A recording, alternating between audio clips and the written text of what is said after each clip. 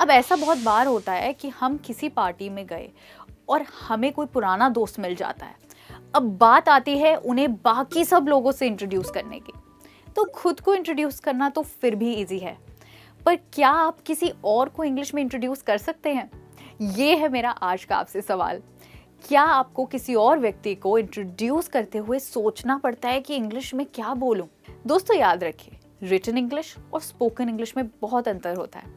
Spoken English यानी बोलचाल की इंग्लिश की प्रैक्टिस आपको अलग से ही करनी होगी। मैं हूं मिशेल, आपकी दोस्त और आपकी इंग्लिश कोच। तो चलिए शुरुआत करते हैं आज के लेसन की, जहां हम सीखेंगे अलग अलग तरीकों से किसी व्यक्ति को इंट्रोड्यूस करना।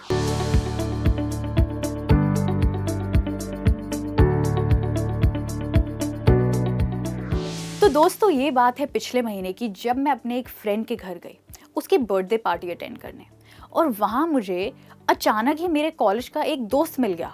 हिज नेम वाज साहिल, और मैं तो उसे देखकर हैरान ही हो गई। फिर मैंने उससे बातचीत करी और उसको अपने फ्रेंड्स को इंट्रोड्यूस किया। ऐसे ही क्या आपको कभी किसी को इंट्रोड्यूस करने की ज़रूरत पड़ी है? शायद ऑफिस में, शायद किसी रेस्टोरेंट में, जब आपको आपका कोई पुराना कॉलीग टकरा गया हो। वेल, आई एम श्योर, चाहे आपका कोई भी प्रोफेशन हो या कोई भी एज, आपको कभी ना कभी किसी को इंट्रोड्यूस करने की ज़रूरत ज़रूर पड़ी होगी।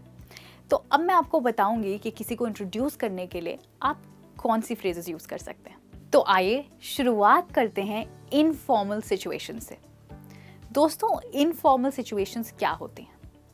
वेल, ऐसी स्थितियाँ जहाँ कुछ फॉर्मल नहीं हो, यानी अनौपचारिक और कैजुअल सी सिचुएशंस, जैसे कि किसी की बर्थडे पार्टी पर होना, किसी दोस्त के घर पर होना, या फिर किसी के साथ कॉफ़ी पर जाना। ये सब हैं इनफॉर्मल सिचुएशंस के कुछ एग्जाम्पल्स। ऐसी किसी भी स्थिति में अगर आपको अचानक ही आपका कोई पुराना फ्रेंड या कोई पुराना कॉलीग या कोई फैमिली मेम्बर मिल जाता है, तो आपको उन्हें इंट्रोड्यूस करने की ज़रूरत पड़ेगी। तो आज के लेसन में हम सबसे पहले सीखेंगे किसी इनफॉर्मल सिचुएशन में हम किसी को कैसे इंट्रोड्यूस कर सकते हैं। तो दोस्तों, ऐसी सिचुएशन में सबसे पहली चीज़ जो आपको बतानी चाहिए वो है किसी व्यक्ति का नाम। वो आप दिस इज प्लस नेम लगा के बोल सकते हैं, जैसे कि दिस इज जतिन, ये है जतिन। दिस इज ब्रिजेश, ये है ब्रिजेश। अब दूसरी चीज़ जो आपको बतानी चाहिए दोस्तों, वो है कि उनका आपसे क्या रिश्ता है, आप उनसे कैसे रिलेटेड हैं। उसके लिए आप दिस इज माई और उसके साथ रिलेशन जोड़ देंगे, जैसे कि this is my friend Jatin, ये है मेरा friend Jatin. This is my sister Priya, ये है मेरी बहन Priya. This is my father Mr Sharma, ये है मेरे पिता मिस्टर शर्मा। दोस्तों, मिस्टर, मिस या मिसेस के साथ आप हमेशा सरनेम का ही इस्तेमाल करेंगे। अगर आप उनके फर्स्ट नेम लगाएंगे तो वो रॉन्ग इंग्लिश हो जाएगी। कुछ और examples, this is my mother Mrs Sharma, ये है मेरी मम्मा Mrs Sharma. This is my teacher Miss Kaushik, ये है मेरी teacher Miss Kaushik. This is my student Krishna, ये है मेरा student Krishna. And this is my friend Mayank, ये है मेरा फ्रेंड मयंक। अगर आपको दो व्यक्तियों को एक दूसरे से इंट्रोड्यूस करना है तो आप कुछ ऐसे करेंगे। This is my cousin Shalini, Shalini, this is Shikha my friend, ये है मेरी कजिन शालिनी, और शालिनी, ये है शिखा मेरी फ्रेंड।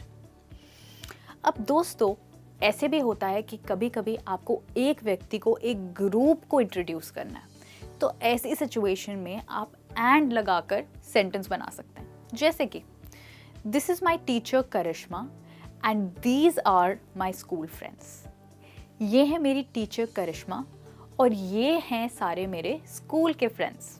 दोस्तों, अब हम जानेंगे कि फॉर्मल यानी औपचारिक स्थितियों में हम किसी को कैसे इंट्रोड्यूस करेंगे।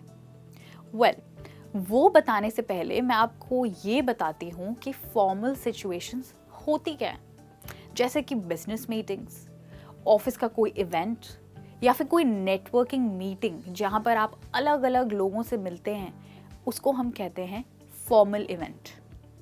तो यहाँ पर जब आप किसी को इंट्रोड्यूस करेंगे तो वो काफ़ी औपचारिक साउंड करेगा, जैसे कि I would like you to meet के साथ आप नाम जोड़ देंगे। तो आप कहेंगे Preeti, I would like you to meet Meeta. Preeti, मैं तुम्हें मीता से मिलाना चाहती हूँ। दोस्तों यहाँ पर आप आई वुड को आइड भी कह सकते हैं। एक और example, I would like you to meet के साथ आप किसी का रिलेशन भी जोड़ सकते हैं, जैसे कि I'd like you to meet my co-worker। मैं तुम्हें अपने co-worker से मिलाना चाहती हूँ, यानी ऐसा व्यक्ति जो आपके साथ काम करता हो। Co-worker के लिए एक और वर्ड है, I'd like you to meet my colleague। मैं तुम्हें अपने कॉलीग से मिलाना चाहती हूँ। दोस्तों यहाँ पे याद रखिएगा, हम कुलीग नहीं बट कॉलीग बोलते हैं, ये इसकी करेक्ट प्रोनाउंसिएशन है। I'd like you to meet my manager। मैं तुम्हें अपने मैनेजर से मिलाना चाहती हूँ। दोस्तों आप आई वुड लाइक के साथ इंट्रोड्यूस वर्ड लगा के भी एक फॉर्मल सेंटेंस बना सकते हैं। I would like to introduce you to आगे किसी व्यक्ति का नाम, जैसे कि Sagar, I would like to introduce you to Misha. Sagar, मैं तुम्हें मिशा से इंट्रोड्यूस कराना चाहती हूँ। वेल, यही बात कहने के कुछ और भी तरीके हैं, जैसे कि सागर प्लीज मीट मिशा। सागर, मिशा से मिलिए। सागर, हैव यू मेट मिशा। सागर, क्या तुम मिशा से मिले हो। या फिर आप कह सकते हैं Sagar, let me introduce you to Misha. Sagar, मैं तुम्हें मिशा से मिलवाना चाहती हूँ। तो इस तरीके से दोस्तों आप फॉर्मली किसी को इंट्रोड्यूस कर सकते हैं किसी और व्यक्ति से। अब अगर आपको उनके बारे में उनके नाम के सिवा कुछ और बताना है तो आप वो भी कर सकते हैं। तो पहली मीटिंग में नाम के सिवा जो दूसरी चीज़ आप बता सकते हैं वो है प्रोफेशन या फिर क्वालिटीज़। तो प्रोफेशन बताने के लिए आप कुछ ऐसे सेंटेंस बनाएंगे। Razia is a teacher. Razia एक टीचर है।